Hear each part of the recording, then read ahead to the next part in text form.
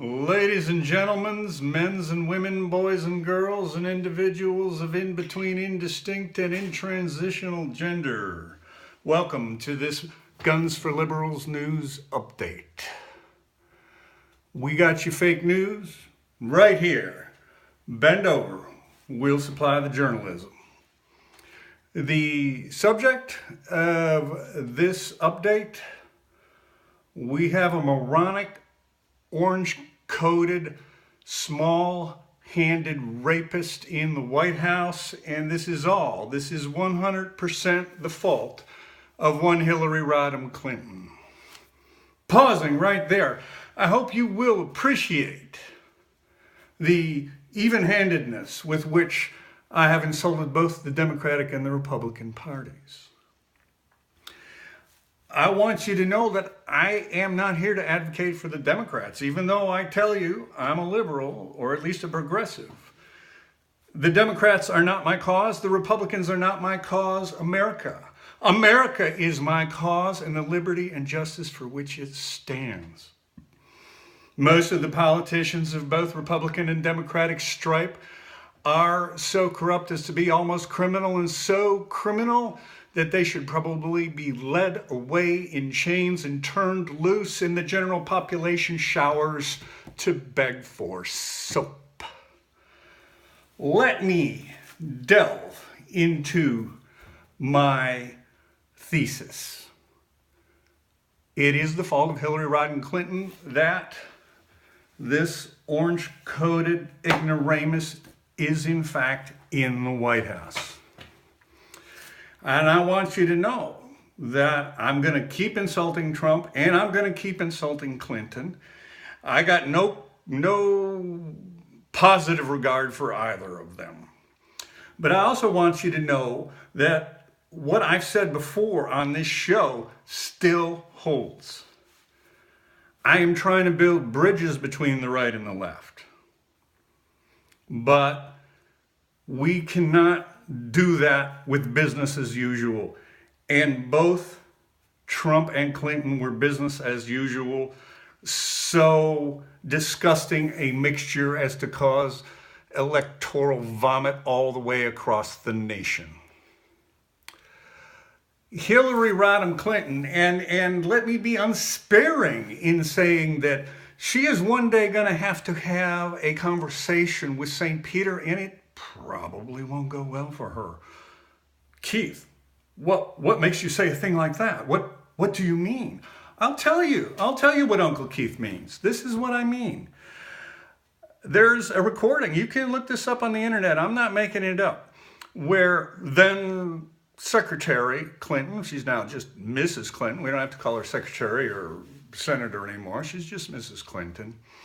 When then Secretary Clinton was talking about Muammar Gaddafi, who had been the ruler of Libya at one time, and not to endorse terrorism, not to endorse any of the unsavory things that Mr. Gaddafi might have been involved with, or was at least alleged to have been involved with. But this is an actual quote of Hillary Clinton. We came, we saw, he died. And someday, Mrs. Clinton's going to have a little conversation with St. Peter. And he's going to have a copy of that recording. So I don't know how well that's going to go for her. Now, and these are facts. You can look this up on the internet. I'm not making it up. Mrs. Clinton and her operatives did everything in their power to, yeah, I know my hair looks terrible. Get over it. I'm trying. I'm trying to get over it. Obviously, I'm not trying too hard with my hair. Mrs. Clinton and her operatives did everything they could to hamstring, steal, tilt, game the primaries from Bernie Sanders because of her arrogance, because of her hubris, because of her absolute messianic conviction that she must be the Democratic candidate for president. But there's a small problem with that, and that is Poll after poll after poll after poll after poll showed that Bernie Sanders was infinitely more electable than Mrs. Clinton. So if your real cause is America and the good of America, shouldn't you step aside and let them elect the person they want, particularly when the alternative is Donald Trump? So now, in spite of the fact that my cause is America, my cause is the Second Amendment, my cause is freedom, in spite of that, I'm going to tell right now here today on this news update, I am going to tell the Democratic Party how they can win the House, the Senate, every presidential election for the next probably generation. How, you say? Keith, what is the magic secret? I'll tell you. I'll tell you exactly what it is, and I'll tell you now. This is not just something I'm making up. This is historical, this is mathematical, and it's logical. But idea, logic that seems to be perhaps even forbidden by law in most political discussion here in the United States these days. But it goes like this. You got 100%, right? You're right.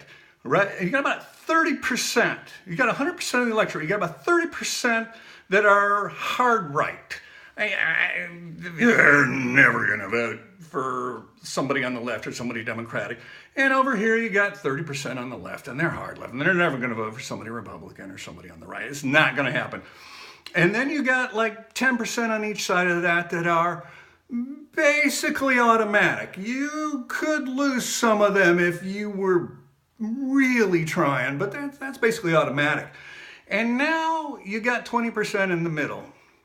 And of that, 5 is a strong lean, not a nearly automatic, but a strong lean one way and a strong lean the other way. And that leaves you 10% in the middle for which you are fighting, which are going to certainly in any battleground state, in any battleground congressional district, determine the outcome of the vote. That little 10% in the middle there. How am I going to advise the Democratic Party to get a hold of that 10%? Thanks for asking. It works like this. And this is a page from Bill Slick Willie Clinton's Playbook.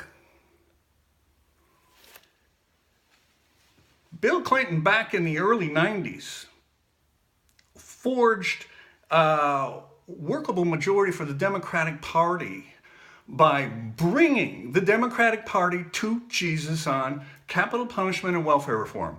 He basically took those issues off the table for the electorate, for the Republicans to use as wedge issues. They're suddenly, there's not any daylight between Democrats and Republicans on that. The result? Democratic majorities. So it's the same playbook, only this time we need the Democratic Party to come to Jesus on the Second Amendment. I've told you before, and I stand by it. There are plenty of liberals, plenty of Democrats that have guns, like guns, own guns, shoot guns, respect guns, and have basically no truck with the way over here people that believe for some reason that guns are bad, because they are so easily manipulated by images of horrific gun violence. Yes, it's horrific. Yes, it's legit to have an intense emotional reaction. But that's not the basis on which you start dismantling the Constitution. As soon as you let your politics be dictated by emotion, you lose. Because cunning people will find a way to manipulate your emotions, and they will use that to dismantle democracy, to use your government to control you. Now, this is what the Democratic Party has to do. They come to Jesus on the Second Amendment. And now, you've got this 10% here. And in battleground states, and polls show that a majority, 56, 55, 54, 58%, these kind of numbers, sometimes as high as 60, I think, support the Second Amendment, support the right to keep and bear arms. So now you've got this 10% in swing states, in battleground districts. And, you know, the people there, the voters there, that 10% in those battleground electorates, right? They're looking at scumbag A and scumbag B. And they're trying to decide. And so they're going to probably pick, if they're supporters of the Second Amendment, which polls show the majority of Americans are, they're going to pick the scumbag that is least obnoxious to the Second Amendment.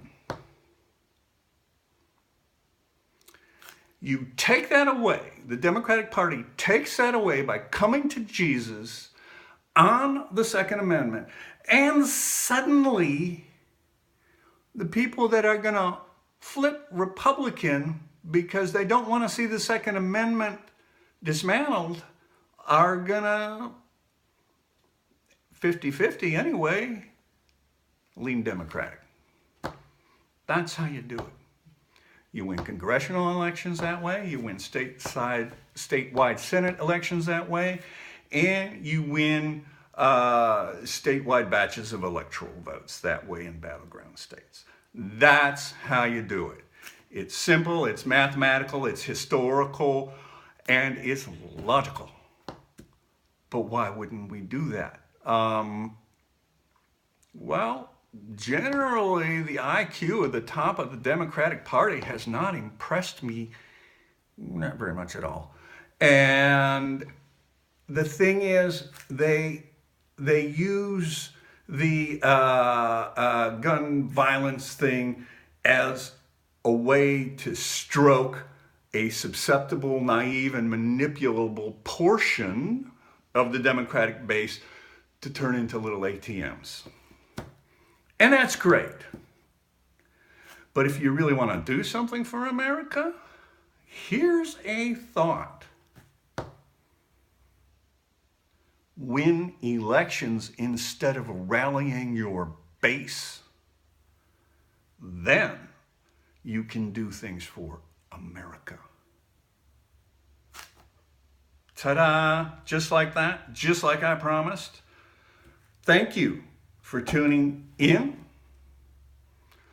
We got your fake news right here. Don't miss the next installment.